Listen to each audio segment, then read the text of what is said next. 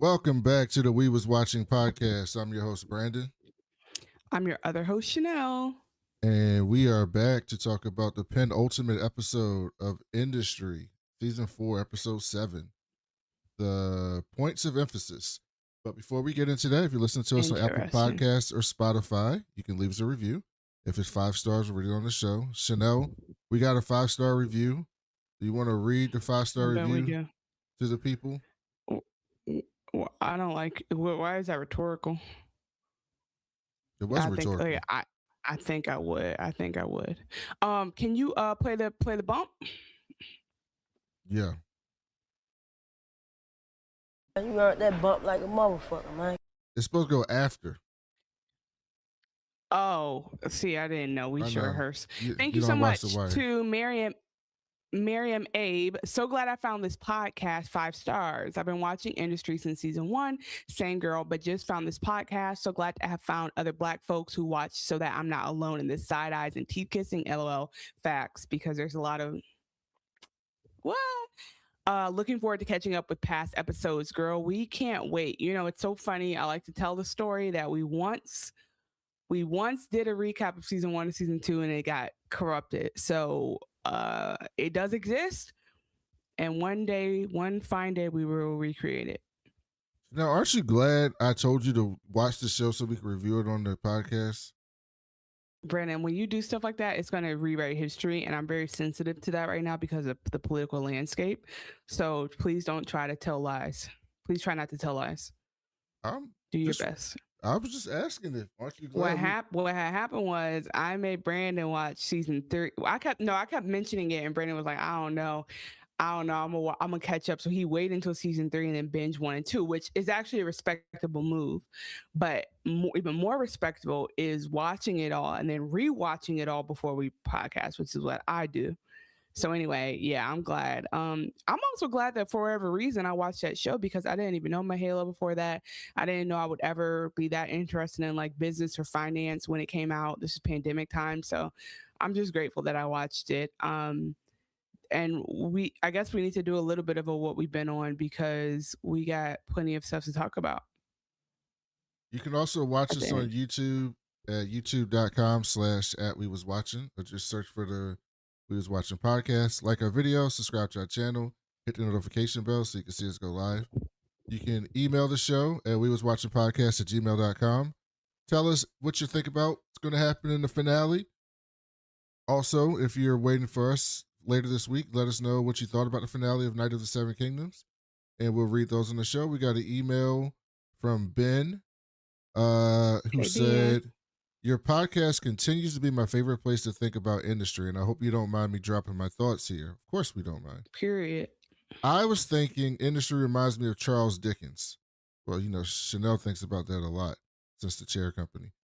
In a general way, both of them take a look at society, the failure of institutions, and the problems of class in a journalistic way that is based on deep observation. I'm not ignoring some of Dickens' more problematic views, but maybe this isn't a place to go into them. There's another very specific way in which industry reminds me of Dickens, though, and that is the names. Both Dickens and industry give their characters names that are colorful, wonderful, sometimes telling, a little lightly ridiculous. In Dickens, you have the likes of Mr. See, I ain't reading up Dickens. Choke-a-ma-chow, Uncle Pumpleshook. I think that's the best. That's as good as I would do. So kudos. Hats and off. Martin Chuzzlewit. In industry, you have Lord and Lady Muck, which I emailed you about before. TLDR, Muck in British means dirt, and Lady Muck in British English is commonly used to mean a woman who thinks she is very important and should be treated better than everyone else. You have Sweet Pea Go Lightly. Oh man, I messed it up. Well, guess what? I knocked on the fucking door, bitch. That's right. Stage of tenders. I messed it up. Why does that give you so much life? It's the best. Do you see how? Okay. Now you see how motivating that is? I was there. I wasn't motivated, but you hating on Sweet Pea. I clicked on the wrong thing. I clicked on. I was about to play Chris Tucker. You got to knock the fuck out because I both have them knocked and it's cut off. Sweet Pea Go Lightly, a brilliantly florid name. that I think is meant to subvert our expectations of a very strong, hard-willed character. Yeah, she knocked on the fucking door. She's very hard-willed. Subvert means she's thinking the expectations are. I Okay, know. keep on. That's what I'm agreeing with him. I'm saying she is a Okay. hard-willed character. Anna has a daughter called Boadicea, which was the name of a famous warrior queen, and now we have the sex worker Mary Dolly Bird. Dolly Bird is, according to the Cambridge Dictionary, a young woman who is thought of as attractive but not very intelligent. It was a piece of unpleasant slang used in the 1960s. If industry and Dickens weren't so great, these names might be a distraction, but they're not.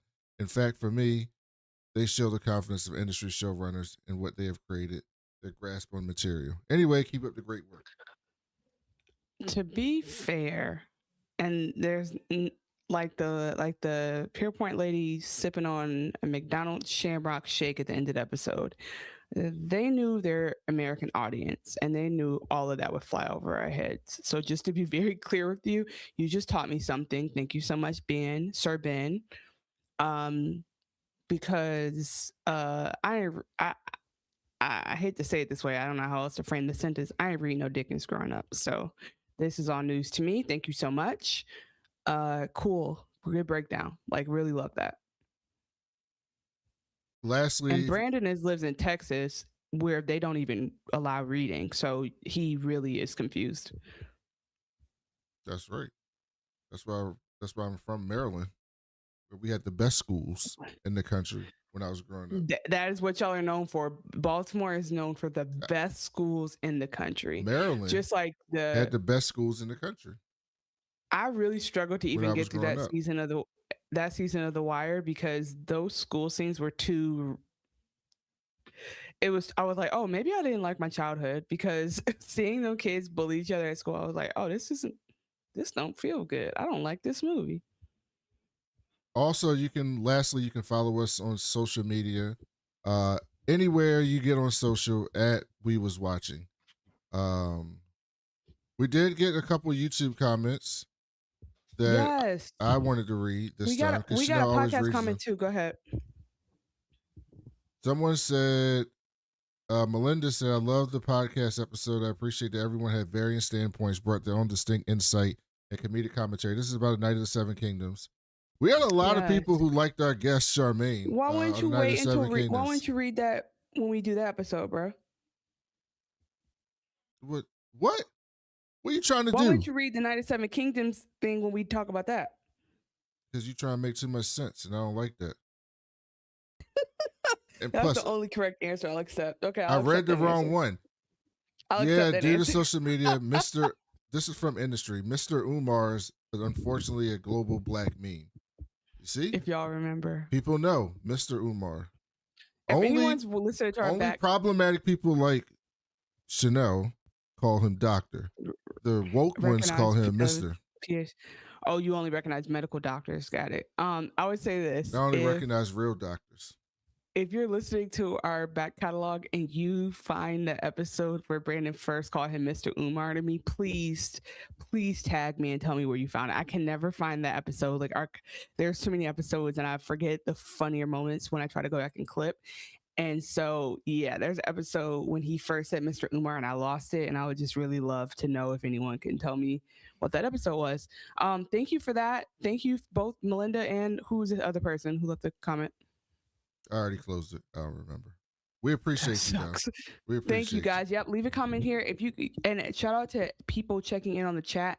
Honestly, this week I will tell you there's something to be said when I'm equally as pumped to talk about Night of the Nine Kingdoms Seven Night of the Kingdoms as I am to talk about this show today. Like, I'm equally excited, and I hope that the people who are listening are too. Like, I can't wait to talk about either episode. Let's get to the recap. Once upon a time in the projects, yo. All right, so we're gonna jump right into this episode because it's late. We start with Yaz and Henry, and Yaz, they're basically in a bedroom, and it's basically the fallout different day of everything that happened.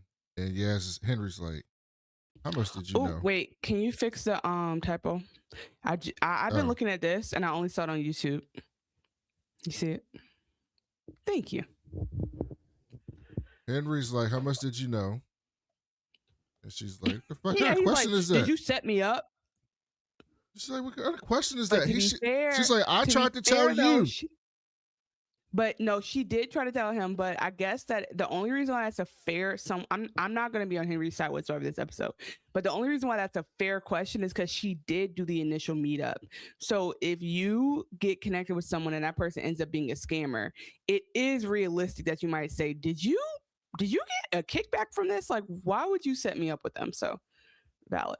I'll give him that. Yaz didn't know shit. And Henry starts blaming Yaz, like Chanel said. Henry breaks down in her lap and says, what are we going to do? And Henry starts freaking out, talking about, I'm going to wipe my phone and get rid of my emails. And Yaz is like, that's an admission of guilt. The fuck's wrong with you? He goes, I'm not guilty. And Yaz said, we live in a house paid for by Tinder. Our salaries, our stock, like it's all going to be fucked up. Like, what'd you do with the rest of the money? And then she does it when Beyonce got the she does it when Beyonce got the Grammy. She said, where the money at? And he's like, what money you referring? She's like, where is the rest of the money? And what did you just walk me through your feelings and thoughts during this line of questioning? Oh, I don't know what money they was talking about. I was very confused. She was saying, like, where's the family's money? Like, where's like the money that's not in like the castle probably is already paid for. That land is paid for. It's paying taxes. There's like old money somewhere. It's either being managed by Pierpoint or it's been spent on something, or so that's what you're referring to. So you were just confused. I was very worried because I was very worried, and I didn't even consider like the word that he would say the worst possible answer, which is the answer that he said. That's the worst place it could be. And also it's the fact that she had to ask, meaning that he took their money and invested it without her being at all like part of that conversation. That sucks. He said, I bought some Tinder stock. I don't know what you want me to do, buddy. I put it all in Tinder stock. I thought we were saving the world. Yeah. He's like, yeah, all of our money was. And then we get this scene. It's an early clip, but I thought this was a really good scene. Talking about money again. The public perception of my morality is on the block. And please, take this with the love with which it is intended, but nobody gives a fuck about how you come out of this, okay? Not in the wider scheme. Are you kidding me? Henry, we can end up with nothing! We can end up with nothing! How can you give a single shit about the fucking press release? Because that's what matters! What matters, you know? And this is when she said, oh, I bet. Heard you. She just something just snapped her. She said, heard you. You say less. Say what's less than less. Say zero is what she said. I got you. The rest Because of I the want to episode, be. She was on her type of time. Because I want to be better. Because that's the purpose of living a life, to be better. Yeah, I am a good person, and the world shall tell that back to me. Otherwise, what am I doing here? What am I for? God. That's such a fascinating line. Damn, can you whistle? You know what? The first part of his statement was absolutely correct. He was absolutely correct. I'm here. Like, what are we here for? We're here to be better. We're here to do good, right? But then he basically said, what's the point of doing good if people can't recognize that I'm good and tell me how great I am? If I don't go down in history for how good I am, like, or, then I don't see why I did all this good stuff. And then it's like the good is so relative as well. Cause it's like good in what sense? Like good husband, good person, good, no drugs user. Like, what are you good at? And so, yeah, he's lost a plot, but I think in this moment and watching it with you, I realized Because that moment I was like, why is she gonna apologize to him? Like maybe she's just tired of fighting, or maybe like I was like, damn, maybe Yaz is that messed up in the head that like she does agree with him. And it's in rewatching it with you now, I realized, oh, she locked in. She said, okay, word, I understand. She just understood her predicament immediately.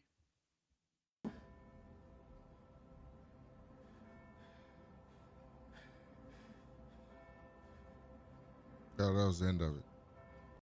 Oh, I didn't know. Well, I don't know why. Then we get an amazing scene where he falls asleep. He has that moment of safety where he feels like, all right, she heard me.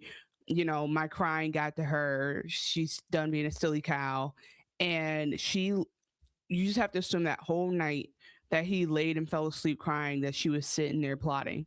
Like she was sitting there thinking like, all right, how I'm gonna do this? Where is that at? What am I gonna do?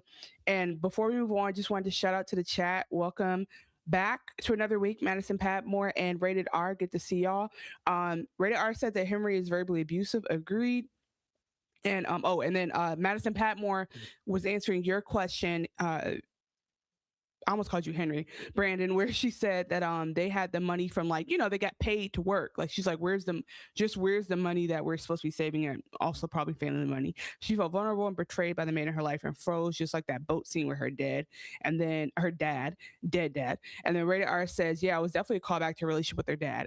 I mean, I think all of that is spot on. It's really just like she understood that he didn't care. Like he had said enough where she was like, I thought maybe I'd sacrifice for this relationship and then he'd keep appreciating me and that would just be our back and forth trauma bond. But no, actually she's like, oh, I'm not in a healthy situation. So they start playing this music like they've come to an agreement. Like they're like, oh, they're about to figure this shit out. Like they like the hype music they do. And then it immediately just cuts to the next morning. And yes, clearly didn't sleep that entire night. The whole night she's just thinking about what the fuck am I gonna do with this guy? Wait, hold on. Sorry. Is that not what I just said? No, it's not what you said. I said it better.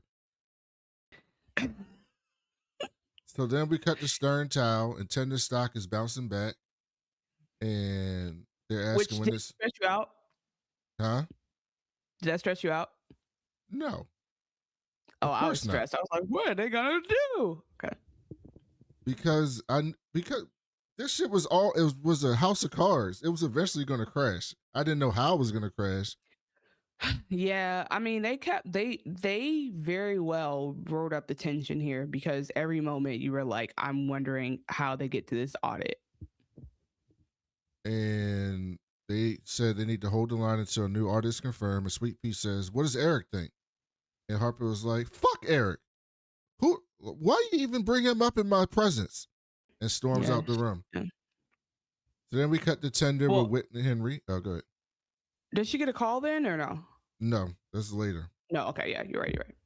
And Henry is staring at Whitney through the glass. So Whitney decides to get up and come to his office. The funniest thing to me is that they're both at work on time. Like, that blows my mind. If I was going through all this, I would at least be late.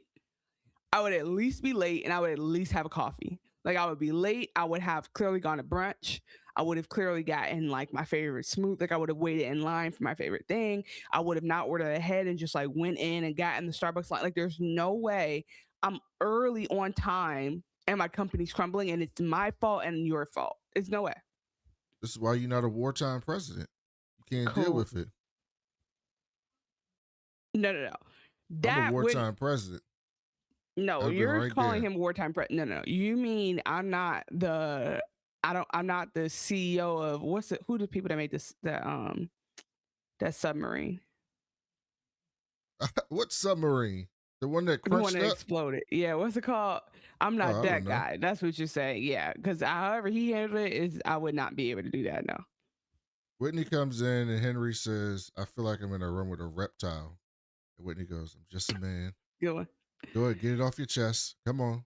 I need you to focus. This is when I text you and said, this man is a super villain. He's a terrible person. The rest of this episode, he's filth, bro. Henry says he's been thinking about telling the cops. Why shouldn't I? And Whitney looked at him like, you ain't tell him. That's why. Because you know why. You're not beating them fucking charges, bruh. Whitney said, everything we done since we partnered has been true though. So forget the past. We building this real app. The app is real. The revenue we got now is real. Focus on that. Why let them rob us of our glory for because we use the necessary balance sheet manipulation. Whitney says they got to buy time, delay, complicate things until their cash flow can make up for their larger balance sheet issues. And he was like, I got an idea though. Hostile takeover, dog. That's right. Insanity. We gonna buy Pierpoint. Insanity.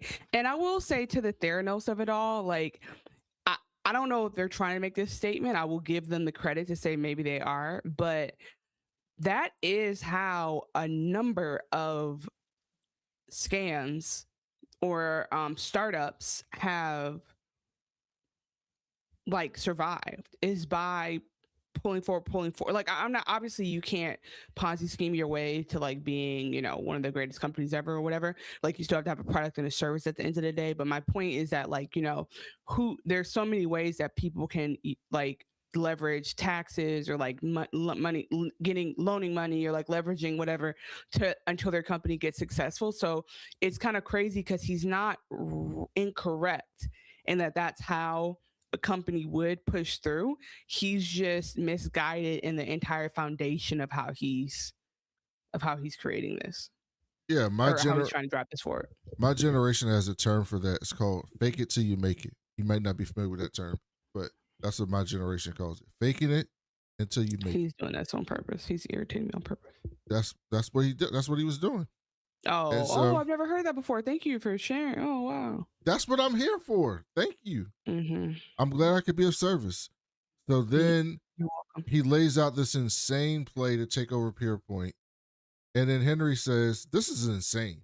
And this is what's so funny, because it's like, this actually is maddening. Like, Henry has been an earnest voice of reason, and if he did not treat Yasmin like that, we actually would feel bad for him. Like, he actually would be the poor Ponzi, like the dummy who got left holding the bag. But because we know how he is in person, and because of Lumi, etc., I'm kind of over it. But it's funny because he really is trying to do like somewhat of the right thing. He's the only one in this world. He's one of the only voices actually who knows who Whitney really is, that is telling him the truth. I mean, in terms of the workplace, he's been far more of a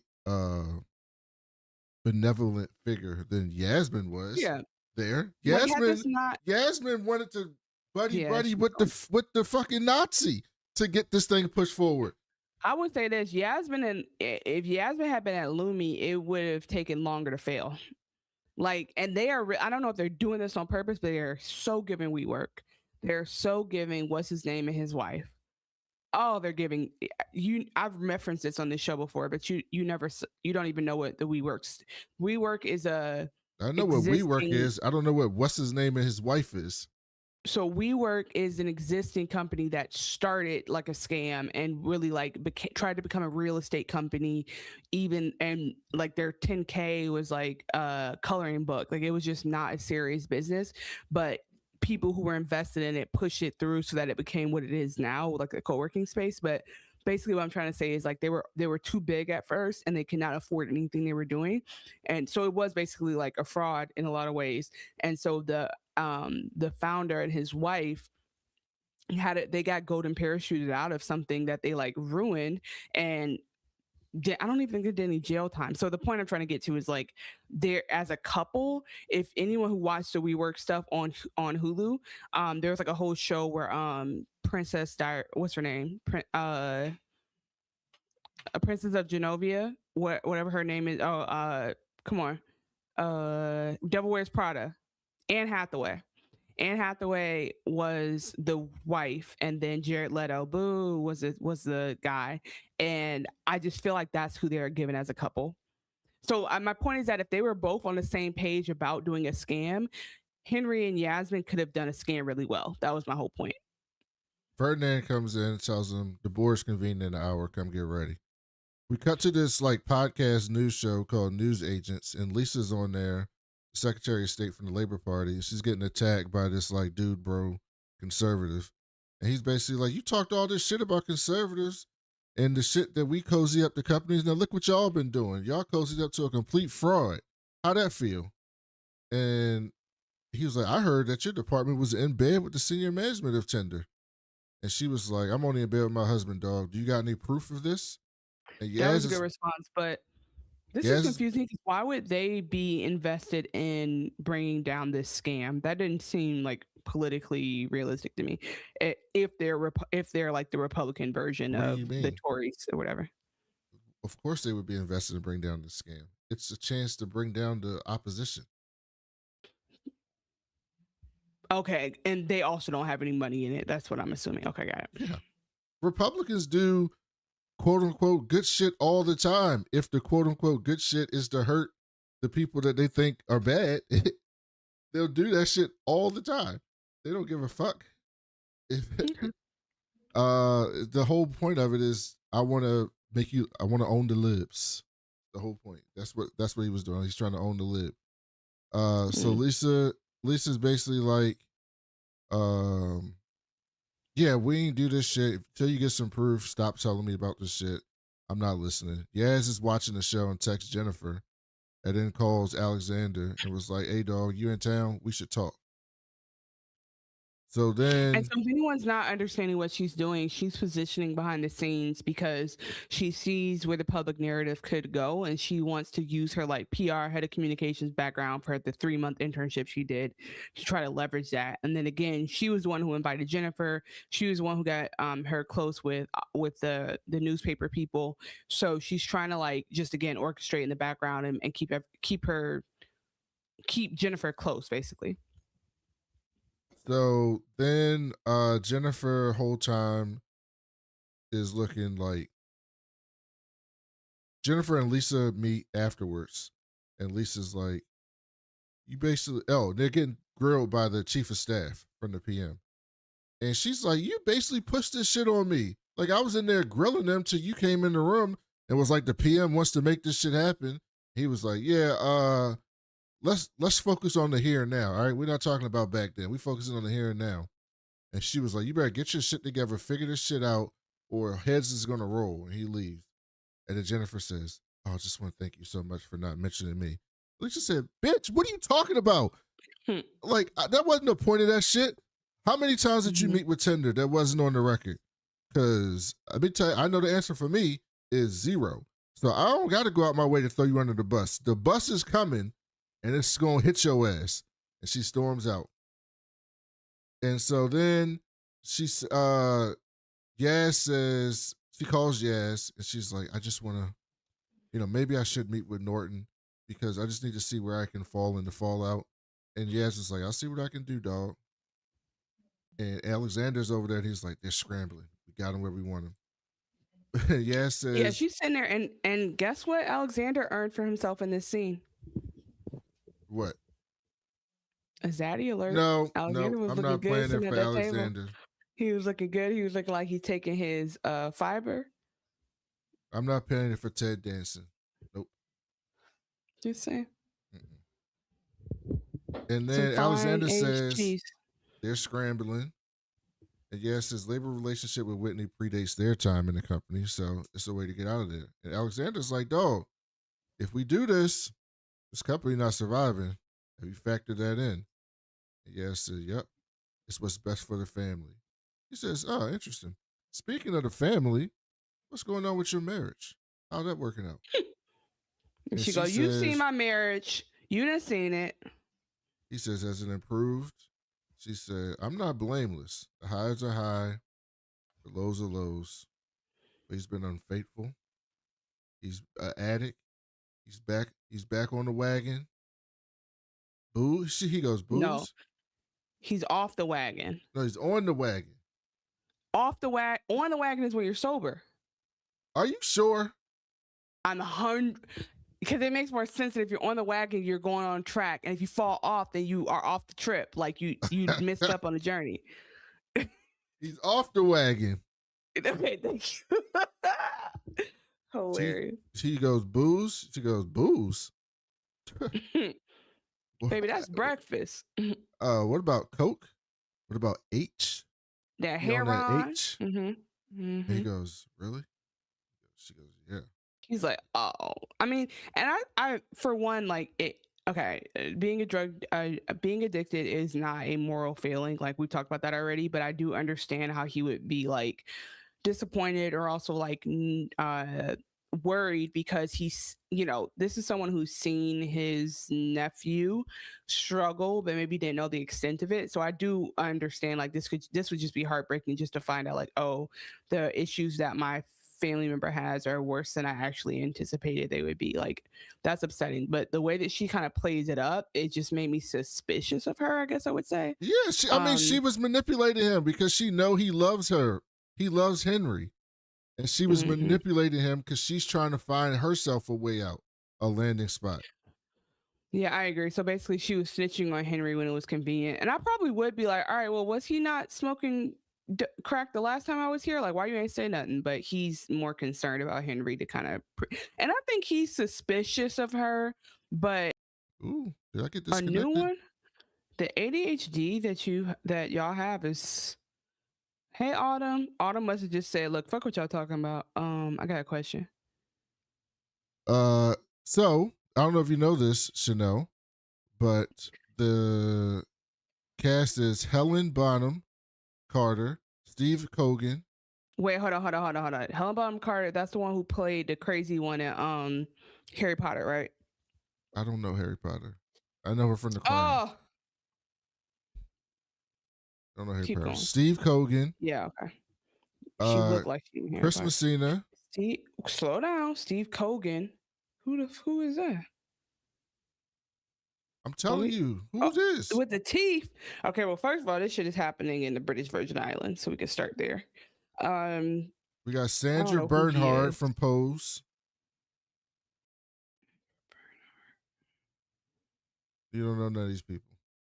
I don't know none of these people. Because, just so you know, Autumn, look, Chanel's not a cinephobe like us, right? She's not a TV movie person like us. She don't. A cinephobe? You're right. I'm not a cinephobe like you. Brandon, you're using all your words wrong, and I'm just going to let you do it from here on out. Look up cinephobe. I know what cinephobe is. It's a joke. The word is cinephile. Oh, you do know. But there's a podcast called Cinephobe that's a play on that. Just so you know. Got it. So you're referencing, you're advertising other podcasts today. Gotcha. Yeah, she's not a cinephobe like us. She don't know. Sandra Bernhard. She don't know these people, Autumn Luck. She don't watch TV. She don't watch the movies. She's not going to watch the Best Picture movies so she can talk about the Oscars. What Best Picture were they in that I missed? You know what? I don't have to inform you, okay? There's something called Google, all right? You literally Google is there for you. Okay, so keep going with the cast, please. Thank you. No, that's the cast. Sandra, that's it? Just all them British people? Yeah, that's the cast. That's the list. Okay, well, if you're asking me, I'm not riding yet. I need to see a script. I need to see who all working at the resort. Again, I need to see, is it happening in the Virgin Islands? Like, where is it happening? Because I'm confused. I don't even know if I want to get involved in British business. I'm gonna just need a little bit more joie de vivre for that, for this cast. But maybe it's because I don't know teeth. Steve Coogan, I don't know him. He got them chiclet teeth. And I don't know, and Helena Bonham Carter, I think said some weird stuff, but that I could be wrong about. Let me go to the Tinder board meeting, and Whitney tells everybody. He sits down at the table and goes, "All right, guys. So I woke up this morning and I decided we're gonna take over Pierpoint." She did say something messed up. Sorry, I'll come follow up. Okay. And there was some white man there who was like, "Are we not going to talk about all the bullshit they saying out in the news? Like, it's bullshit, right? Like, why don't we just do the audit, show them we good, and keep it moving?" He's like, "Hey guys, like audits are like a thing that people just do. We should just do one again. Like, let's just call the." And he's like, "What? We don't even." Oh, that's nonsense. So back to what we were saying about buying a company when we have no money. And so Whitney tries to pump it up and goes, Henry, tell him. And Henry's sitting there looking at him like, should I do it? And he goes, God damn it, Henry, tell him about the energizing conversation we had this morning. How about we ready to roll with this shit? And then Henry says in the most dry form, she was like, we should take over Pierpoint. And then when we do so, we'll call for a joint audit a year from now as a consolidated group. He said it just like that. And then so there's this if you probably go back and watch like how he shows up in these board meetings, he's so resigned, but he also is like very much looking Whitney right in his eye, like he's like they're going eye to eye and having their issues.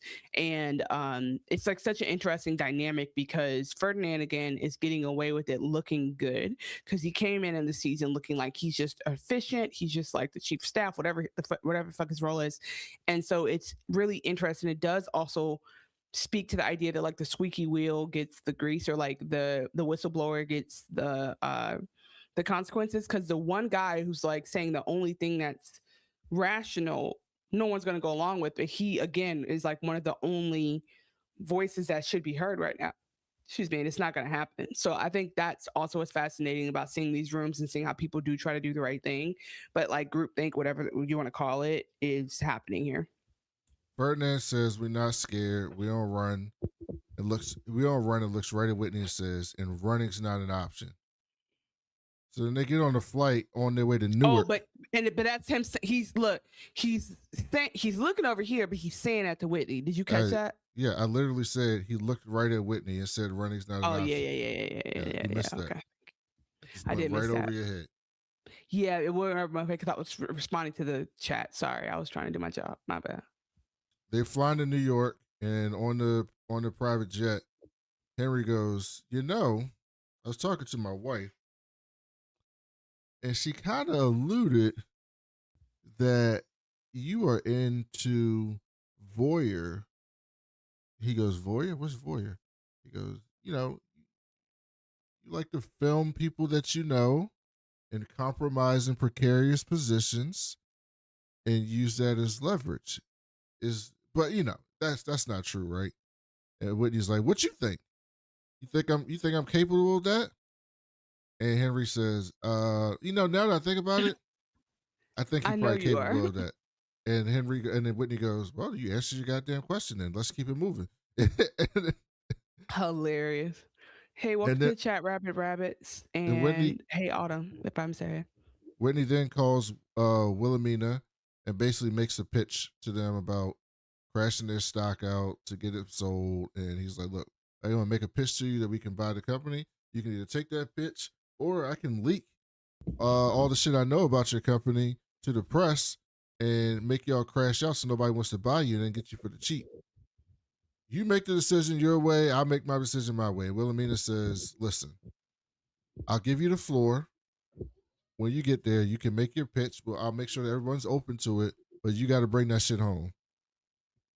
And whole time, Henry's looking at Whitney like he's Lex Luthor. Well, I mean, okay, one thing that's made me think a lot about is about like the chain reactions that happen when like people just use a little bit of leverage, like a little bit of pressure point here and there. Well, basically they're pressure testing the entire system, and we're showing across the world that these systems, these Western systems, will fail every time. And so like everybody here, like there's I guess I'll start pointing out like there's a little nudge on every character in this chain that makes the whole system weaker. So like with Whitney on this part, he's so cocky and thinks he's gotten this far with the delusion which he has, that this is just the easy thing, and once he fixes this, then he can relax, whatever. I don't even know if it was in good faith. I think he probably thought he'd be like done dealing, he'd be out of the picture before this actually had to go through. Actually, for sure he did think he would be gone, but in general, he's like, okay, this is feasible, let's do it. And then Wilhelmina is in a position where like she's only looking out for herself and she doesn't want to get involved in this. So those are the first two examples. But then going back to like the the government example, right? There's the one guy who pushed everything through for the PM, but he doesn't want to take accountability. He's another link in the chain. Like there's all these parts that show how democratic systems will fail to some extent if they are not truly upheld. And like there's something to that. And also, hey, welcome to the chat. Hey, Leah. They show up at the Patriot. This is the Norton tabloid group. And Jennifer comes in and Yaz says, all right, dog, you with friends, so don't be nervous. We good. And Alexander says, someone's got to go down for this shit. And, you know, Lisa out here covering her ass, dog, so you might want to get out in front of that shit. And Yaz asks Jen, did you ever raise any concerns about Tinder? Like, did you get pressure from the top? Did they threaten to fire your ass? And Yaz said, let me phrase this differently. Did they make you do this shit? All right. You were a principled flower. You were just trying to do the right thing. None of this is your fault, right? And she said, that's not true. And Yaz says, no one needs to know that. And Jen said, if this page goes up, the company is finished. And Yaz was like, yeah, I'm aware of that. I'm cool. And she then says, everybody's just confused. Like, ain't you married to the CEO? She asked him, what do you need from me? And Kevin, the guy who runs the tabloid, says anything, a memo, minutes, anything that can prove Tinder's bullshit. And Jen says, oh, you want me to lie? Oh, I didn't know what this was. And then Kevin was like, what you mean you didn't know what this was? What were you expecting? You showed up at the National Enquirer. What do you think we were finna do? And again, to dig in a little bit on her ass here, like, first of all, you did do this. You brought her into it. You convinced her. You made the overture. So I think, I guess in her, like, she's a really interesting case because she is like, dang, I don't know. I don't know the political landscape well enough to accuse someone of being her without it being very unfair. I guess like she gives in a weird way, I would call her Candace Owens. And what I mean by that is she believes in what she believes in and she thinks she's doing the right thing. But you see her have principles in the most random time. And you're like, baby girl, that didn't really matter. Like, why are you worried about what people think about you or your reputation or whatever? Like you're doing dirt the whole time. Yeah, but Candace Owens doesn't believe in anything that she says. She's a grifter. Oh, Jennifer, no, I think I fully think that you can. I think you can only grift so much before like it becomes symbiotic. Like I mean, we know she's a grifter because we know what she used to say. But I guess what I'm saying is that I'm not even thinking about that. I'm thinking about like how most of your career is made in one way that does definitely like lend itself to these type of tactics, and then you're confused when you get caught up in it. And I'm only speaking about like her over the last couple of years, like, you know, basically she's not on the right side of history, but she's going to find a way to try to claw her way in there. With that said, and I already said I know that wasn't the, but so anyway, she went in there hoping that hope against hope that that they were going to find a way through the dirt she did to find a clean path. Like she basically is like, hey, so but she didn't really do that much dirt. It was never appropriate for her to go to that party. Because this was failed Lumi person, failed government person of the other party. They're not friends. They don't have any background. She came only on like a random invitation. She was there with the tabloids, so that's not a good look. And then she knew she wasn't supposed to be there because she didn't even get all dressed up. And then I'm pretty sure she was a part of talking Lisa into even like sitting at the table with them, because Lisa was the one the whole time like, I'm not fucking with them. So because Lisa hated Henry. Exactly. And so my point, so she did her little part. That's what I'm saying. Like she's her little dirt.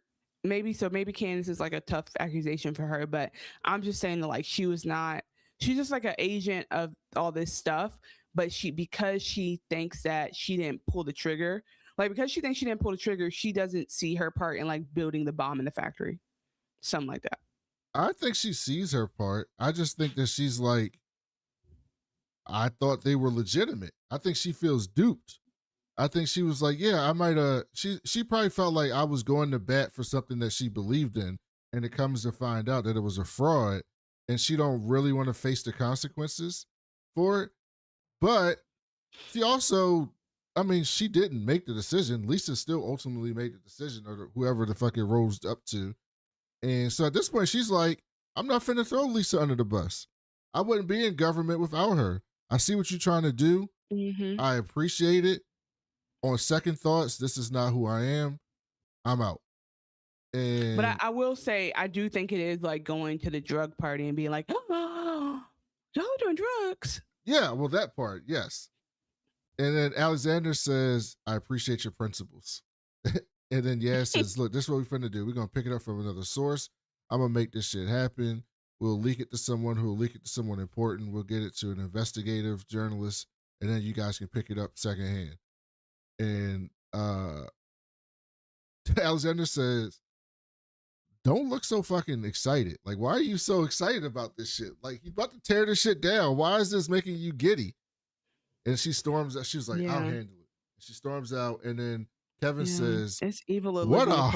He goes, what a hard fucking bird. Yeah.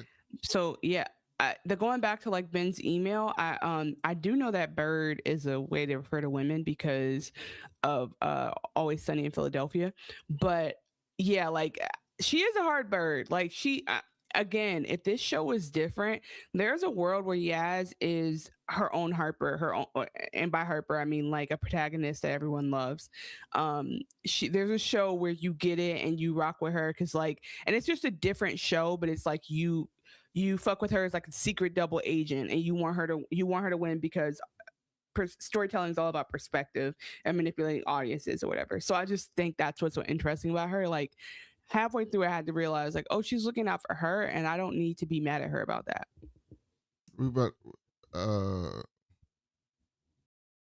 Your black car has just been revoked. We just took it. I just snatched that shit. Like the chain. If like you think you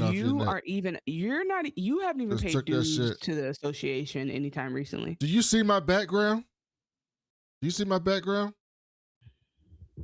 That says straight out of Compton. That's right. What that means? That's right.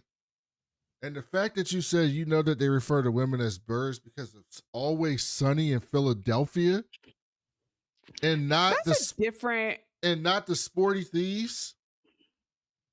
Oh, that's you lost me there. Yeah, you don't know the Sporty Thieves though. You're too young. What the hell? What the hell? The chat knows who the Sporty Thieves are. You don't know who the Sporty Thieves are. Okay, no, I was not. I'm gonna tell you the truth. I was not allowed at 6 to listen to this. I do apologize that I didn't hear from that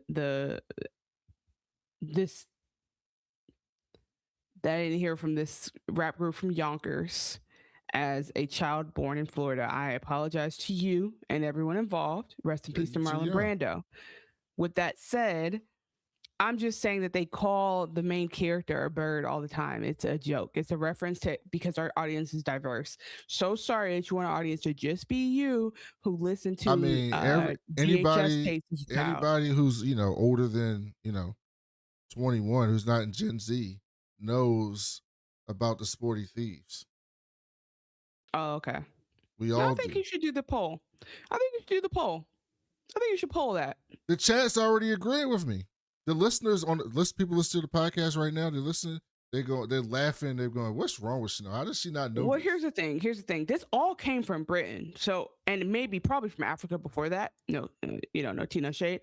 But this all came from Britain. So for you to even like try to track it to them is a silly argument to make because we're talking about how it originated from the British language and Latin or whatever. Nada. You don't know about that. Hey, hi. What? Y'all chicks ain't getting nada. Yeah, you don't know about that. You don't know about I actually do know that song, but that's not. I heard that old song, that old school song. You heard of it? No. That's not. There's no way that's what you.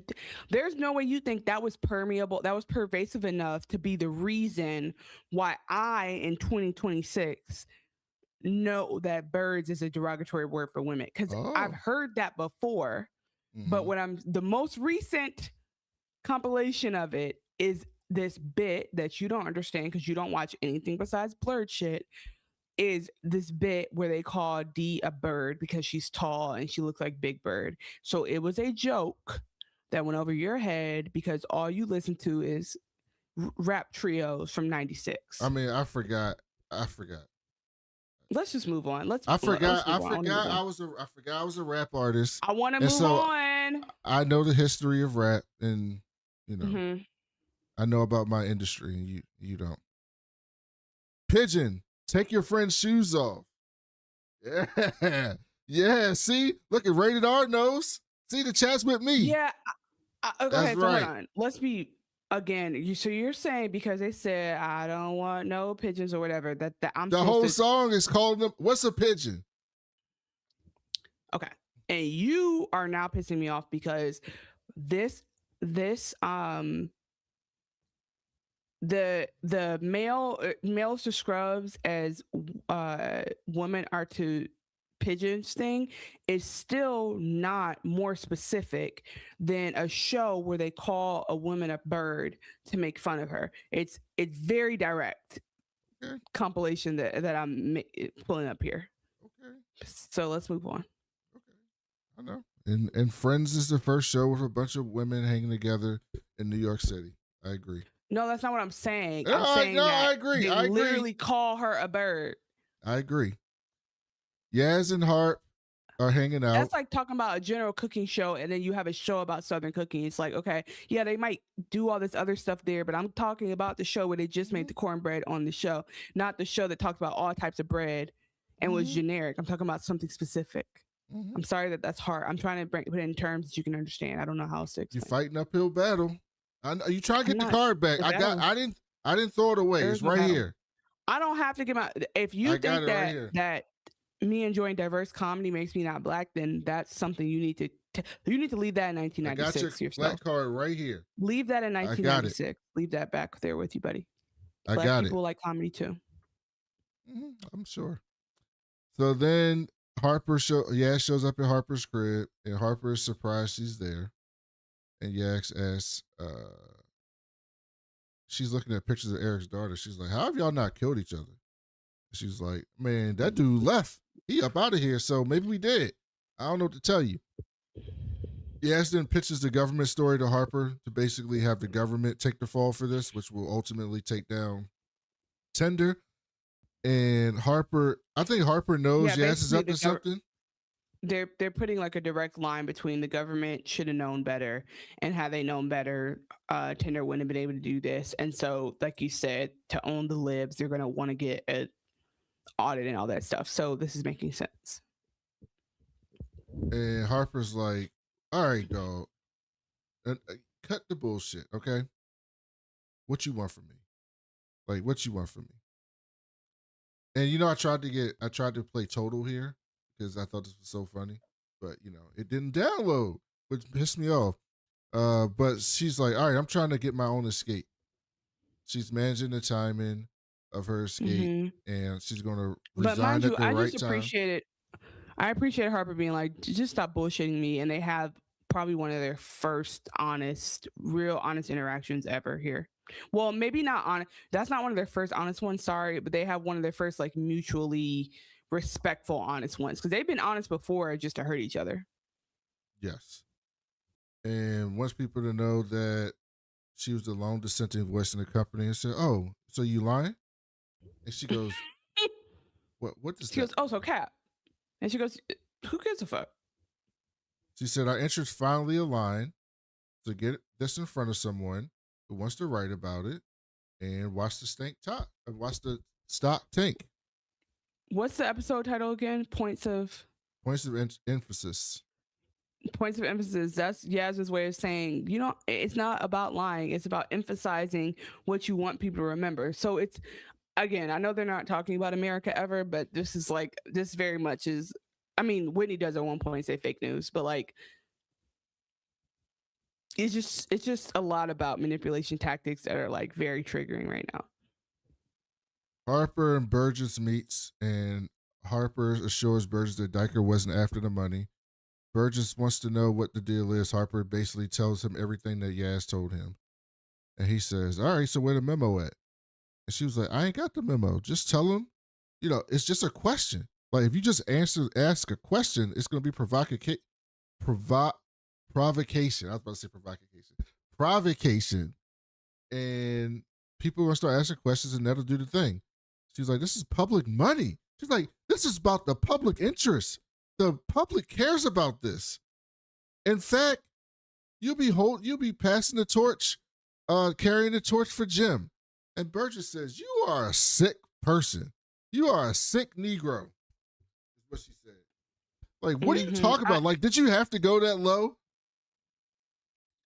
And again, I think this is another good example of attention in the system being pressed on and seeing how it works, because he could very much say, no, I have journalistic integrity. I would never report on this because I didn't see the memo myself. So I'm not going to do it. Even if it does align for whatever reason, even if it would honor, whether or not it would honor, what's his name? Jim, not Jonathan. Whether or not I would honor Jim doesn't matter. Like, I'm not gonna do this. But so I was actually watching this part because I was really curious on if he would stand up to her or not, or if, again, because his interests kind of align, because it's kind of convenient for him, or because it'll do good for his paper, whatever, if he'll do her bidding. And I do think, all jokes aside, if you've never watched The Apprentice, right? The movie? No. Okay. It does talk about a lot about this is basically how Trump became who he is, by just finding points of weakness at the right time and getting someone to bend a little tiny rule for him. That's not a big deal, but it'll help them, it'll help you to do it. Who are you going to hurt? And then you see through all these little bumps and bruises, this is how you kind of tear the system apart from the inside. So anyway, that's my line of thinking this whole episode. But also sometimes your motives meet, right? Exactly. I think that's how it works. It only works when you figure out how, that's what blackmail is. That's what coercion is. It's it only works because you figured out, well, this one time I want you to turn an eye for me because it helps you. It's not all about forcing people to do it. A lot of it is just using your wiles to manipulate people so that you get what you want, because they don't see how they need to be the last buck, but everybody just letting you pass a little bit here, a little bit there, ends up being the whole system breaking. And also, funnily enough, I know you don't know this, who plays Donald Trump in the movie is Sebastian Stan. You know that, right? No. You didn't see the promo around this movie? People were mad at Sebastian Stan because this came out right around the re-election, and he was people didn't want to be seen with him because they thought Donald Trump would come down on him. You don't remember this? No. Well, even better, there's he has this really slimy lawyer played by Jeremy Strong. Oh, really? Jeremy Strong plays an old slimy lawyer in this movie. Yes, very interesting. So Burgess was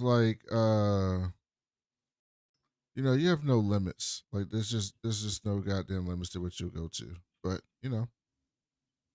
fortunately, I'm about holding businesses accountable. So, and I believe you this time, so I'll take care of it. So then we go to New York in a hotel. In the middle of the night, Henry hears some noise. And he wakes up, and you see Whitney in the room next to him, packing his getaway bag. He's got his passport and everything. He's about to get the fuck up out of here. And he walks outside, and it's a guy waiting for him. Says, come on, come with me. And snatches him up by his neck. And Henry walks outside and sees him leaving. And he goes to call Whitney. He don't answer. They get to the car. And it's giving B613. It's definitely, this is when it's giving Scandal. So Yaz is reverse Olivia. My God. Reverse Olivia, what's the last name? Olivia's name. You never getting this back. Scandal, Olivia Pope. You're not getting this back. You're not getting this back. I almost was gonna say, because here's the reason why it messed me up, because I kept wanting to call her Olivia Benson. I was like, this is the wrong we Olivia. Know why. We love another hero. Anyway, so Yasmin is reverse Olivia Pope, and then you got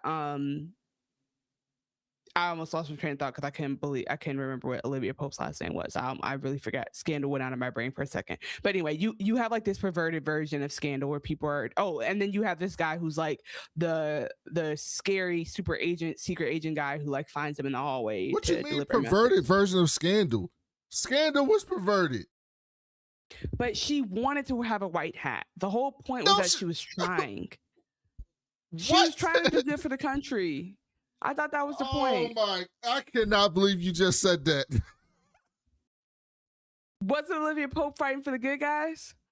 And then it got complicated?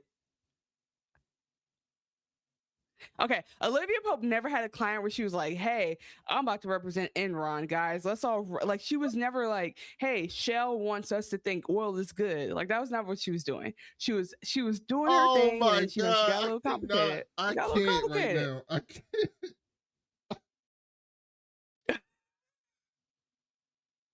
All right, you got your black card back. I'm sorry. You got it back. You will defend any black person. It's so hard for me to get mad at Harper Stern and Olivia Pope.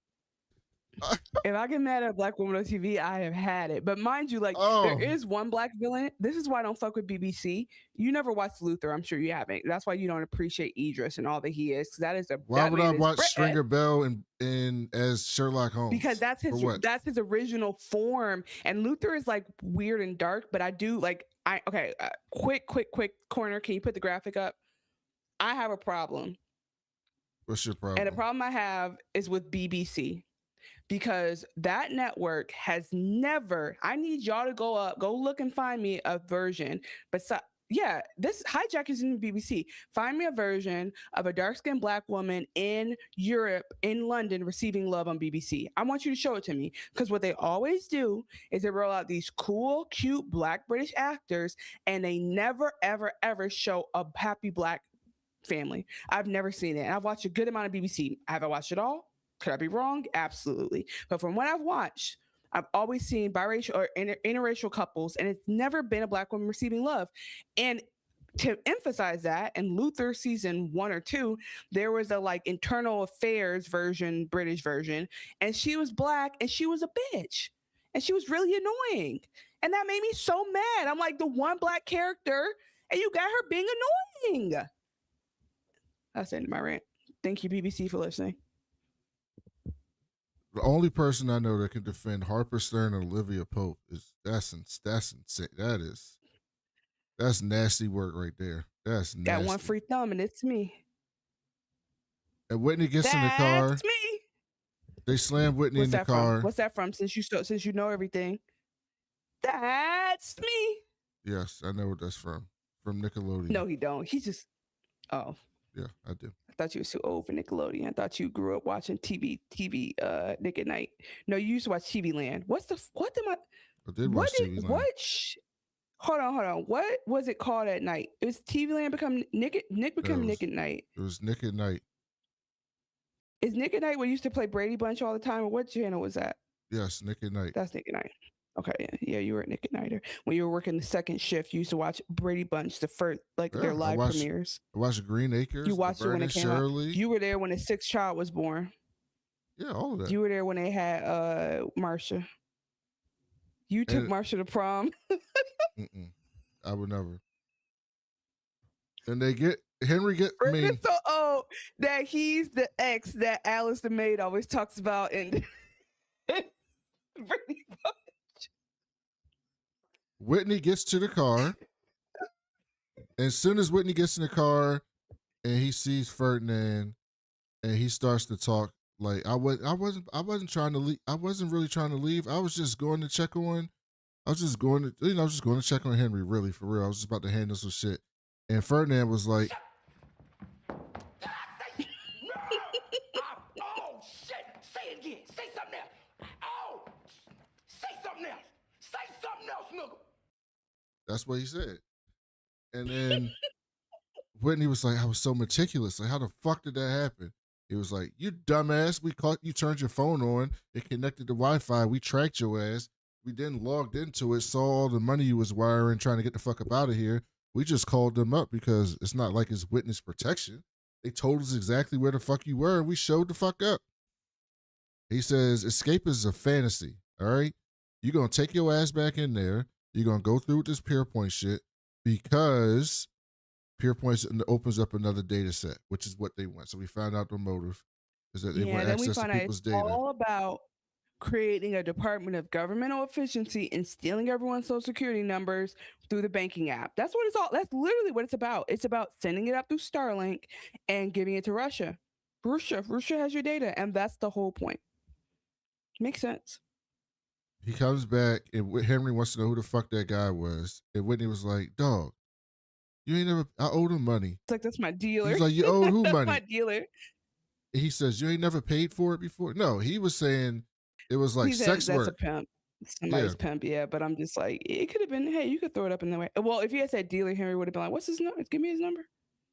We see Lisa with the chief of staff.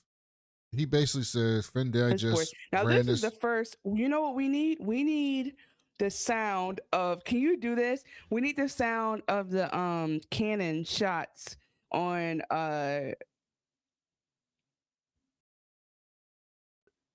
it's not Game of Thrones, Hunger Games. On Hunger Games when somebody dies.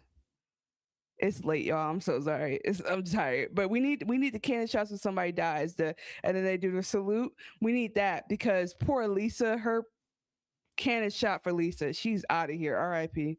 To sum this up, the tabloids picked up Finn Digest article. They asked the government for comment.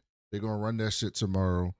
The PM wants Lisa's resignation on his desk tonight. So we cut the Pierpoint meeting. Whitney is clearly flustered at this point, right? He thought he had all this shit planned out. He had his exit mode ready to go. This is the first time you've ever seen him flinch and fucked up. Somebody he's not feeling himself. And that's when Henry was like, you better snap the fuck out of it. Wake up and do what you do. He says, look at my arms, which is funny because that's what he's done to him this whole time, right? Him manipulating him. And so he uses his reverse Whitney bullshit to get him to Whitney. And I think, okay, in a weird way, there was a moment, there was a little pinch of like, we are so back when Whitney got into his mode. Because like, even though I hate Whitney, he's a villain, blah, blah, blah. It is something somewhat satisfying about seeing the bad guy be so bad. So for a moment, I was like, good for you, Glenn Coco. You do your speech. Whitney, don't, you better not stutter. You do that, boy. I was kind of like, I had a moment. Yeah, they did one of those things where they like zoom in on the guy, like he's about to freeze up, and then he kind of has a moment. And so they cut into his conscious, and inside Whitney's head, this was playing. Many men wish death upon me. And he came right back alive. I'm trying to take, what if pigeons is what gets our episode snatched? You think that? You ever thought about that? No, I only played like somebody owns that. Somebody litigious owns that. I could play that whole song and they wouldn't care. They sniffed that out, baby. No, because we played something random from '92 one day, and they came and said, "Excuse me, Warner Brothers still owns it." It is an all-time great diss track. It is an all-time great diss track to women. Probably that's why I blocked it out because it was very derogatory to women, very rude. So anyway, yeah, Whitney has this moment where he's like, "All right, it's the whole history of hip-hop." Whitney, oh, look at that. There were women in hip-hop, women in hip-hop too. And some of them they were not all not from the beginning. Okay. So the point I'm trying, we're not gonna erase MC Lyte. We're not gonna do it. You don't know who MC Lyte is. What are you talking about? We're not gonna erase Lady Rage. We're not gonna erase none of those people. You don't know them. You don't know Roxanne Shante. You don't know none of them. That's before your time. So anyway, because I didn't remember the name of the people who sang Pigeon, who sang Chicken Head, whatever song you want. That was a response. That was a response. The first diss track came from TLC. What you really should have played was chicka chicka chicka. Boy, please. That's the real answer to Scrubs. That song I think of is like an equivalent song. Okay, so back to my point. He does the Whitney does the I'm trying to. If you only listen to the podcast, I think it's worth it to see me act. You may not think so, and no one else thinks so, but he goes, okay, you ready for it? When he goes, from Wolf of Wall Street, that's what he gives his speech. He gives this bullshit speech. And it was so. On. Don't do that. How good was that? And Terrible. did I not capture Leo very? Okay, no. I thought I did great. I've seen you do better acting than that. Like I'm quite disappointed. I'm fucking going. Whatever he said, I need the script. Okay, you must be tired because you can. You're better than that. Shut up. Okay, let's see. He gives a bullshit speech, and then it was so bullshit that the guy sitting across from him talking was like, "Hey, dog, that's bullshit. Your company is in a tank right now. What the fuck are you talking about?" And so they're basically he's gonna do it all. Like they're just yelling out at him like, "Sit down." And Petty Gibbs says, "You don't know Project Pat." Yeah, she doesn't know these people. Like, I don't know why she tries to pretend that she knows these people. I'm aware of Project Pat. I've heard of Mr. Pat. Another shareholder was like, "Please get this man off the mic, please." And so Whitney starts saying some more bullshit and was basically, "I'm doing an all stock offer, take it or leave it." And Wilhelmina's like, "We'll take it to the C-suite." So, and in the meantime, an Al Mirage dude got up and was like, "Let him talk," when the crowd was chastising him. And apparently that's the guy that Haley was fucking with in Abu Dhabi that we learned about the other week. So then we cut to Alexander and Yaz. And Alexander wants to know if Yaz prepped Henry about the headline. She's like, "Nope." And he's like, "It's not too late for me to stop this." And Yaz is like, "I don't think it's wise." He said, "Henry won't survive this. It's more than tough love." And Yaz said, "He's lived his entire life without consequences." And Alexander says, "So is this and loving him?" You were part of it. You were a good part of the non-consequences because it got you paid and it got you to be a lady of the manor. So I do think that, like, this is what I mean by women. Her and what's his name is very similar because they're perpetuating patriarchy. They're benefiting from it. And as soon as they don't want to, then they want to become like women, feminine soldiers. And I think that is subverting the system in a way that needs to be addressed when we hit to that fourth wave. If you are at all able, I did find the clip. I don't want to put any pressure on you, but I found the clip and I just want to do if we were to do side by side, you would think I was Jordan Belfort and that was Leo DiCaprio. You would all of a sudden realize he's acting if you were to play us playing those scenes. We need to cut that part of the show and then make a short. And you cut the short in with the Leo part. See my creative brain? Might do it. You see how I think? Do it. You see that? Just tell the intern to do it. Tell the intern to do it. Yeah. Our intern. Shout out to Candace. Yeah, said we had done everything we can for him. You did more than anyone else could have. And they both have a cry. On the flight back to England, Henry wakes up and he asks about the Al Mirage guy. And he basically tells him, that's Haley fucked him. So we got some information on him. They get a alert that Lisa resigned, and Henry gets an email from Kevin telling him to respond before they run with the story. And Henry starts crashing out. What the fuck is this about? I need to call Yaz. We're freaking out. Whitney says, "Relax, just focus on Pierpoint." And Henry's like, "What the fuck? What are you talking about, Pierpoint? Like, this shit is going to the hell. What are you doing? We gotta get the fuck out of here." And Whitney says, "You know what? I know what the fuck's wrong with you. You're a goddamn child." And Henry looks at him and he goes, "I need to call my wife. I need to figure this out. I need to call Norton." And he's like, "I thought you hate your mama. How do you hate your mama? You still sucking on her tit?" And he's just like, well, he's just talking cash shit to Henry right now. Yeah, I think it's so interesting because I was literally writing down, like, please put side by side Jordan Belfort. It's really interesting because Whitney is the donkey of the day, right? Like, Whitney's real bad. And like, that doesn't mean that like a clock isn't, a broken clock isn't right sometimes in the day. Like, he is definitely childish, but it's like, that's the same reason why you chose him, right? Because you wanted to be able to manipulate him and use him. So I think like it's frustrating and interesting that he feels even that he can speak on that. But I also think that Whitney kind of has like a F it, like, this is the end of times type of energy right now. So there's like that was very interesting. And I was a little bit like sad when Henry's like, "Oh, I gotta call my wife," and I'm like, yeah, you probably do. You do eventually need to call her. This is yep. Call her. Back at Tinder. Oh no, Jennifer leaves out and she gets a bouquet of roses from Lisa, and it says congrats on becoming a fucking Tory. And so back at Tinder, Henry gets back to the office. Whitney's nowhere to be found. She basically says, I want her to know I know it was her. Even though it wasn't actually her. Directly. Indirectly it was though. It might as well have been her though, because I will say that like if she really, really, really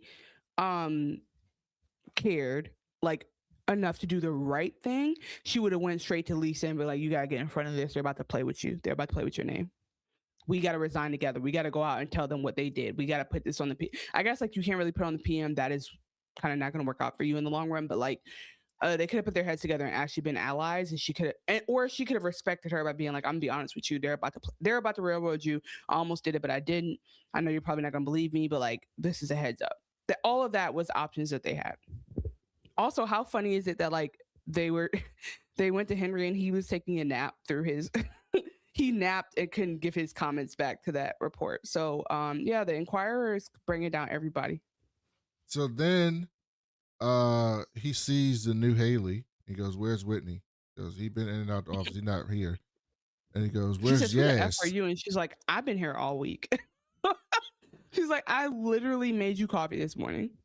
And she goes, oh, Yasmin resigned earlier today. He goes, what the fuck? And so then Wilhelmina calls Henry and says, I says, guess I'm assuming they got right off the plane and came straight here. That's what makes this make sense, I guess. Yes, they can't. Yeah, well, but Whitney went a separate way. He went somewhere else. Right. I'm like, something like that, because he clearly hasn't been home. And then Wilhelmina calls and was like, hey, dog, guess what? We're not selling to y'all. He's like, what? She says, you deserve to hear this. Whitney's a piece of shit. And I'm like, honestly, respect. Wilhelmina, I actually like the way you do business. I like the cut of your jib. Let's come through with it. Because I did you see this coming at all? Yeah, I told you in the beginning. I thought this was a house of cards. I did not think this was going to work out for Tinder. I didn't think it was going to work out, but I didn't know whether or not it was going to work out, but I didn't anticipate the reason why it wouldn't work out is because of like, I just hadn't thought about like, okay, somebody else is buying them. And then it's funny, the company that the firm she mentions is a real one. So I wonder like how firms feel about that when they're like mentioned in real life in contexts like these. But yeah, she's like, no, just kidding. So, and this is a legitimate thing, right? So there, as a quick side note for the because this is a banking podcast, we do talk about banking and investment finance. You can trade through us. We are day traders, all of that, forex. But okay, what happens is when you are buying a company, you don't buy it for like, say the company makes $100 this year. You don't buy it for that. You buy it for what you believe it'll make, like in general, like into infinity. And so what Whitney is saying when he gets up is like, I'm going to buy it at 1.9 times enterprise value, meaning I'm going to pay almost 2 times what it's worth. He's like, why? Because I really believe in it. And some other firms might give it 1.3 times or like 30% more. I'm going to give it 90% more.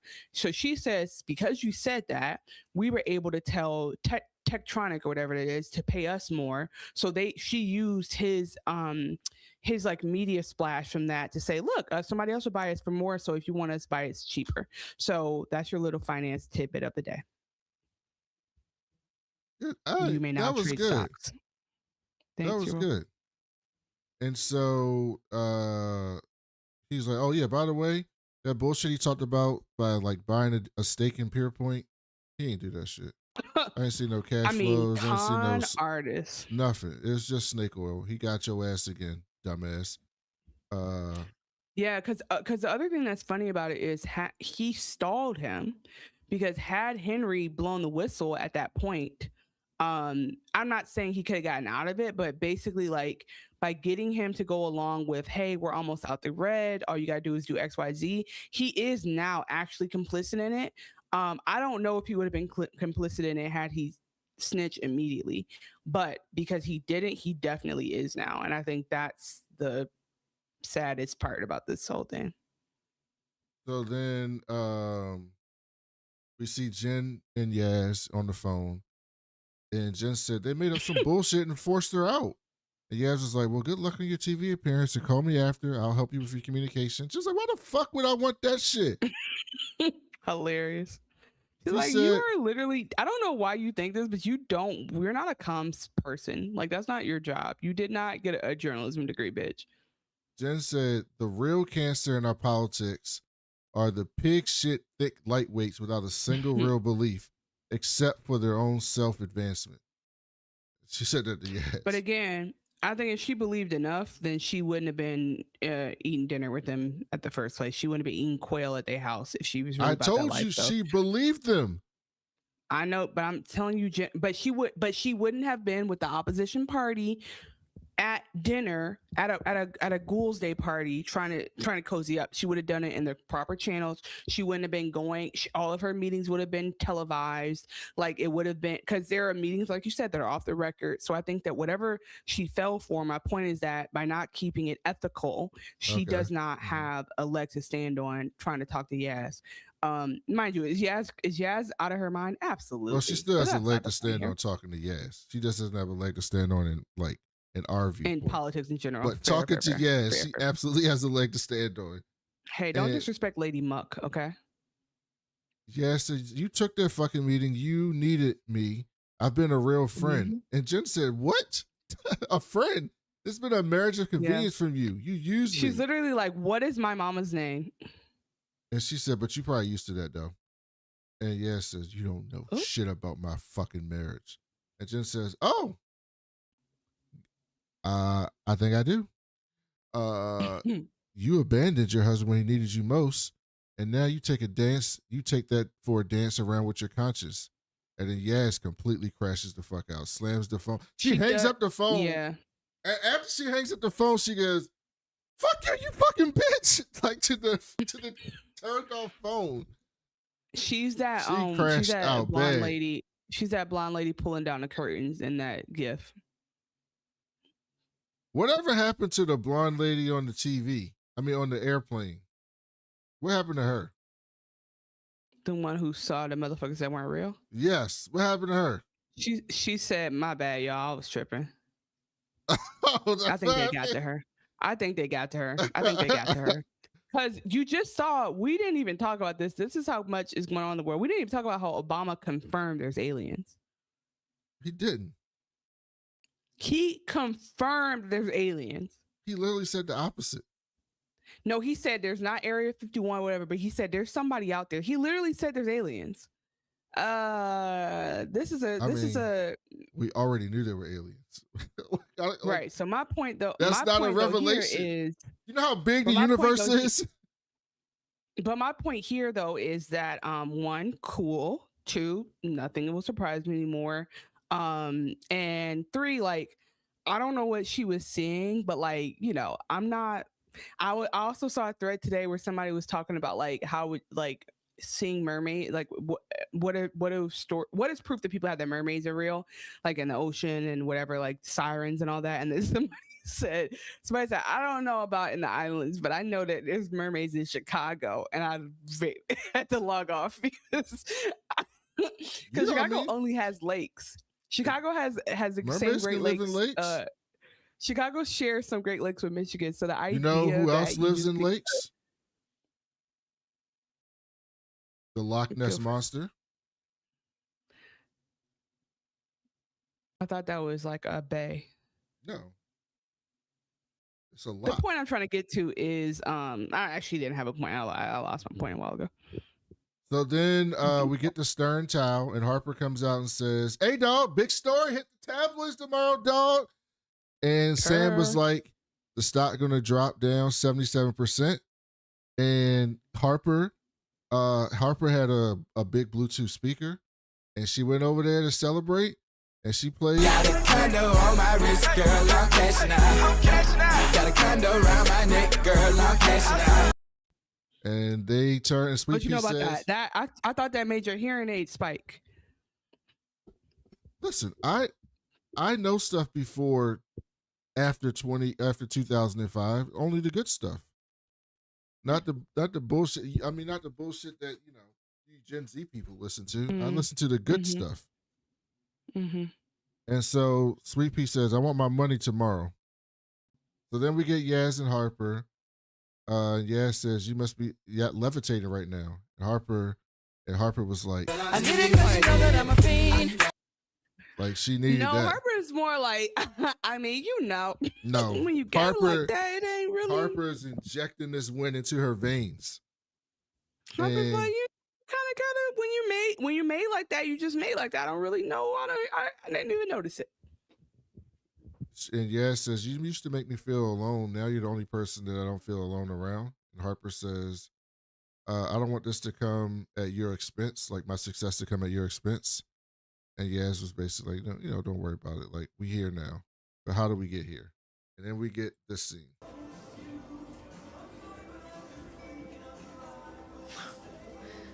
I hope we don't get. I didn't even know there was music playing in the background. You're playing Depeche Mode or whatever the fuck. I don't know if that's who that is. Who is that? So jealous of you. Who is Depeche Mode? I am. You're so smart, you know. You're so smart. I love that. I would say let's just not play this because definitely that shit. I can feel it. I can hear it. We got popped last time. What happens is Yasmin and Harper.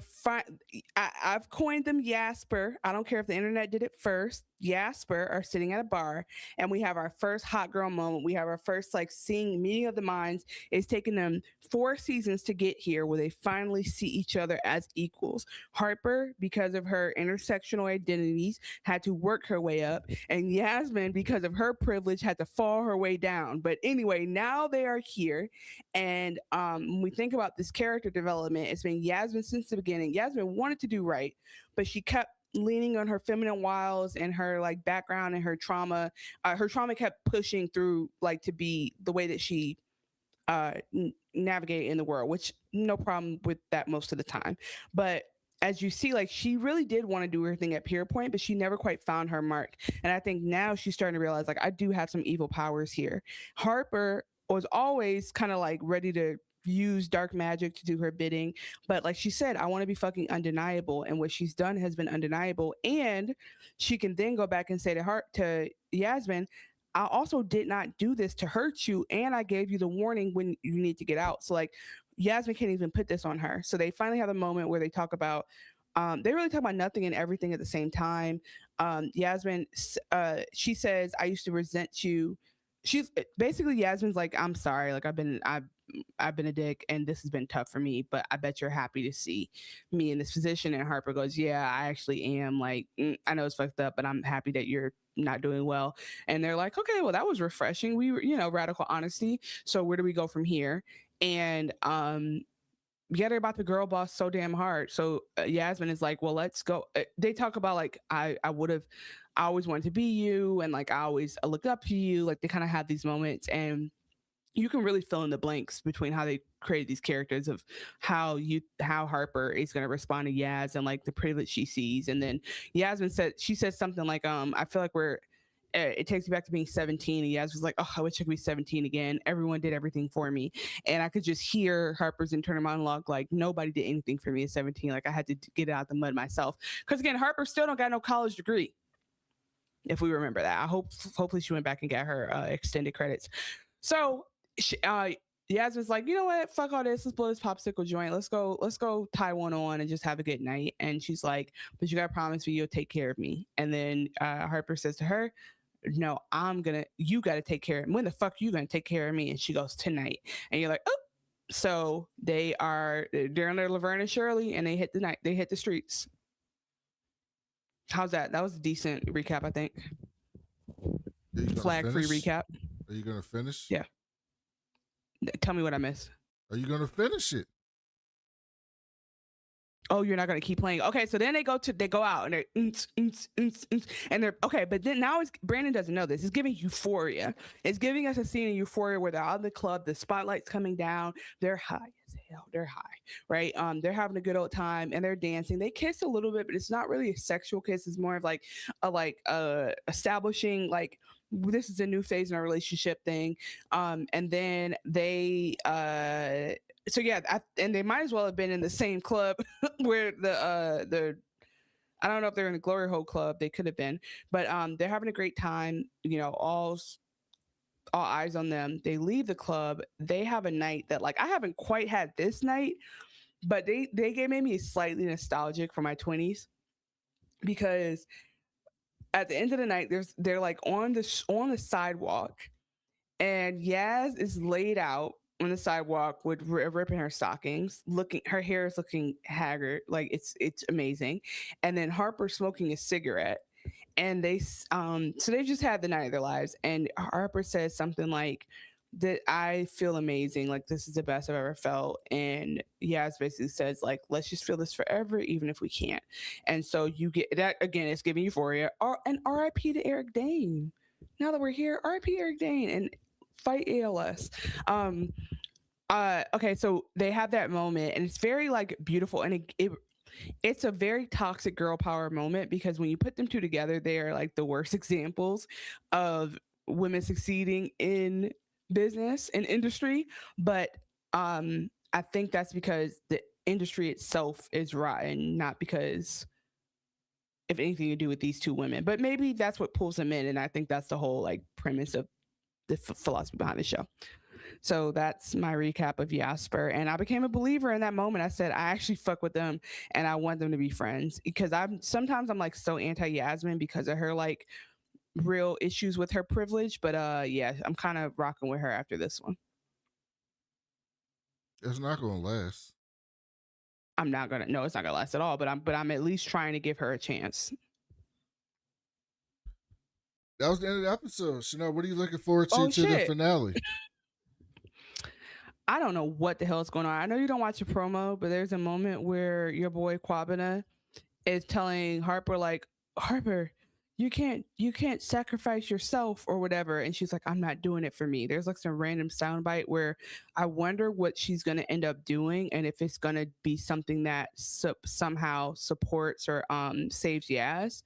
I think that that's potentially an outcome we need to be worried about.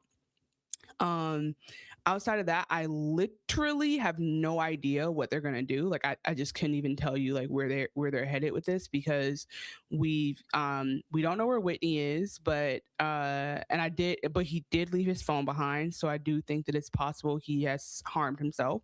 So we might not see him again. If we do, then we'll follow up then. Otherwise, we're gonna see the fallout potentially with Henry. And again, like this idea that people think he's going to have to do jail time, or people guaranteeing him he's going to have to do jail time. So we have some ends to tie up. What about you?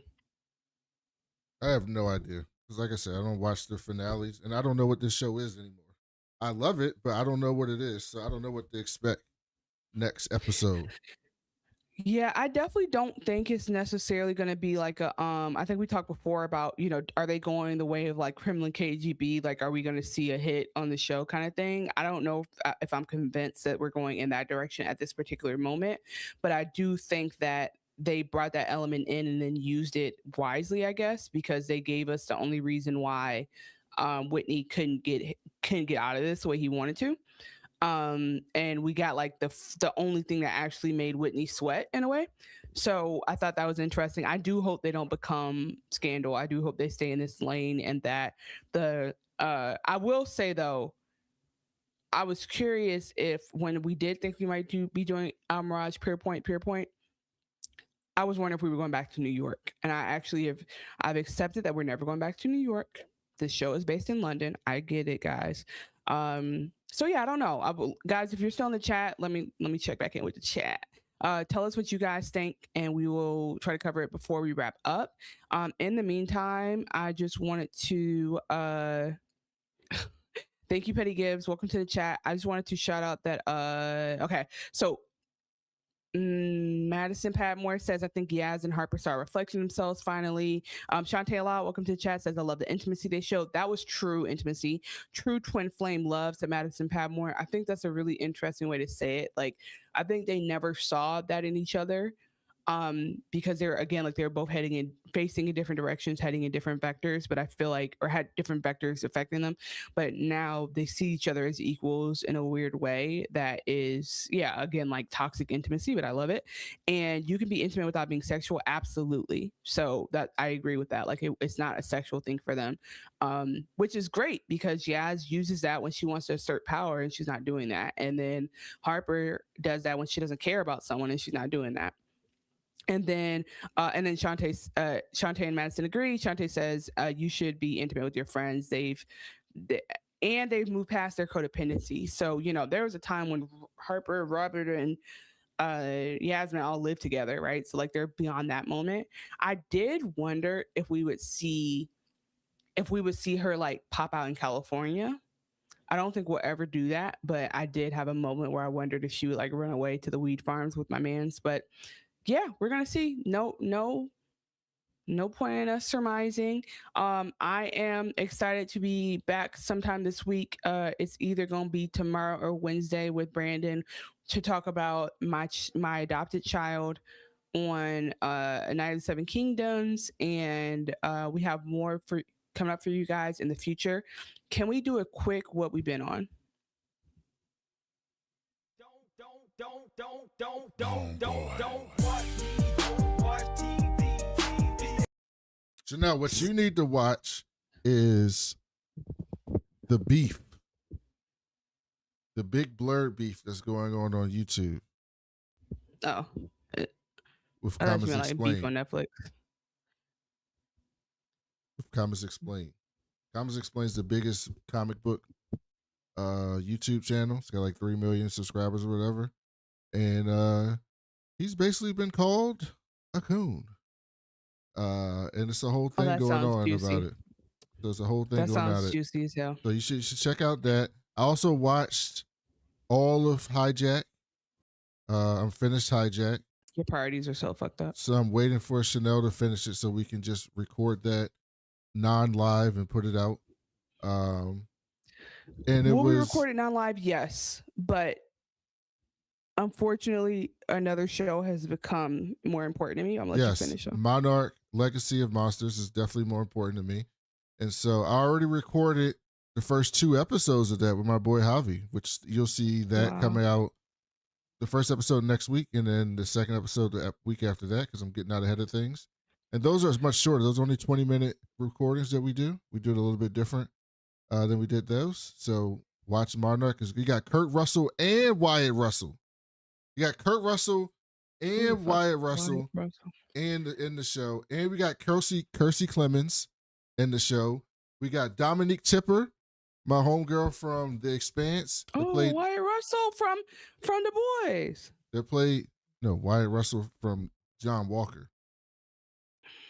Played John Walker. And then you got Anna Sawai from Evil Captain America. You got Anna Sawai from Shogun. Like, Monarch's got a real good cast. And you get King Kong and Godzilla and all the other Titans with them. So you guys should watch that. Cool.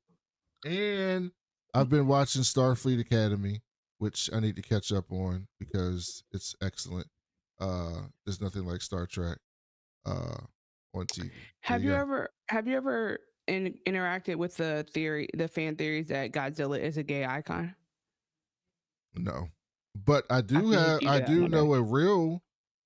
real news on the Monsterverse. Chanel, did you know that the Monsterverse is going to be crossing over with another cinematic universe? You didn't know that? No. They're going to be crossing over with the Pacific Rim universe. Okay. Pacific Rim meets Godzilla and Kong.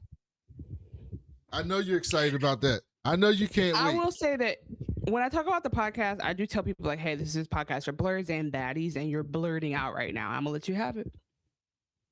Godzilla is for blurs? Everyone watches Godzilla. In fact, it's Japanese. Godzilla's for blurred. In fact, it's called, if Charmaine was on here, she would call it Gojira. That's what she calls him. Okay, cool. Yeah. Okay. And Charmaine's she's black and Japanese. She's a blurred. Japanese. Okay. What else you want to say, Blurred Talk? Because I'm about to get into some real deal, some serious TV. That is real TV, Okay, not the silliness that you watch. Junes.fun, thanks for joining the chat. I hope you guys look forward to it. Just so you know, when you see Brandon with somebody else on here, probably another bald man, just know I do bless that union, and I am happy to have him on the channel. So don't miss me That's too right. much. Thank you, June. Everyone knows Monarch's great, except Chanel. I just don't have capacity for it right now. But you know what? And we're going to watch Paradise, and we're going to watch the stupid sports show that Chanel wants me to watch. No. Stop. You've gone too far. Javi, shout out to Javi. Thanks for being on the show, and shout out to Charmaine again. Okay. First of all, Paradise came out with season 2 came out with 3 episodes. I was kind of like, oh, who wants to watch this? Whatever. First episode, second season, amazing. It's like that episode of Last of Us with Murray and that's not his real name. He plays a character named Murray from White Lotus. What's that man's real name? Murray, the manager from White Lotus season 2. Brandon. I'm not engaging with you because you do this all the time. You do this all the time. I'm not even going to engage. Oh, I don't want to watch this thing. Who wants to watch this show? And then you watch the show. I love the show.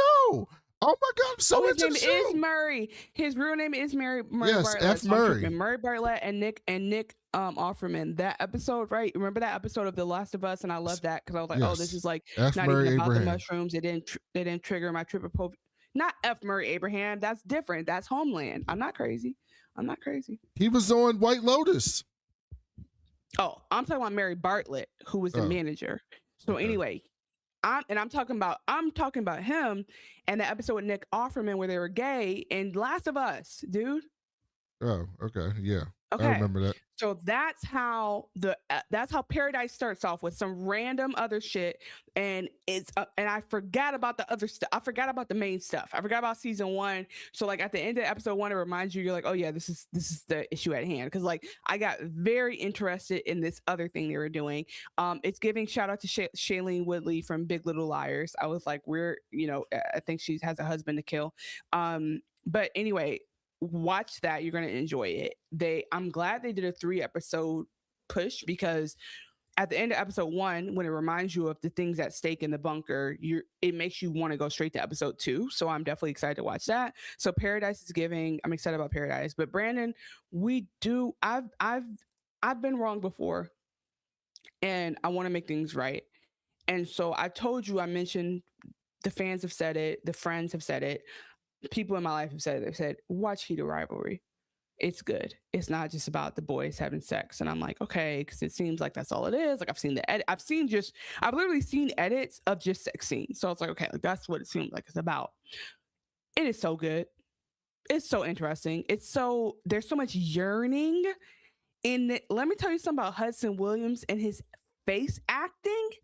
There is a scene where Hudson Williams is around the bros and he cannot show his emotion, but he has emotions. And seeing this young, uninitiated actor play through, amazing. I yearn watching it. I love it. The fact that these are 2, first of all, the one who plays a Russian is not Russian. That's how good that bro is. I forget English is his first language. So it's 2 straight guys playing. And I don't know about the twist or anything yet, but they're playing 2 men who are attracted to each other.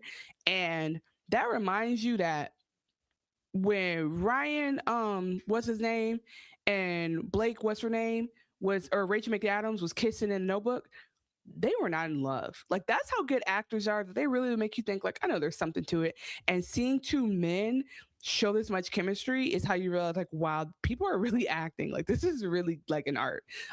Even the sex scenes that we watch and like it are like, oh, they're so raunchy. There's so much technical stuff to it for them to be able to do it so well, and for these 2 actors to be comfortable, that it does reinforce me that like there's nothing actually sexual about sex scenes.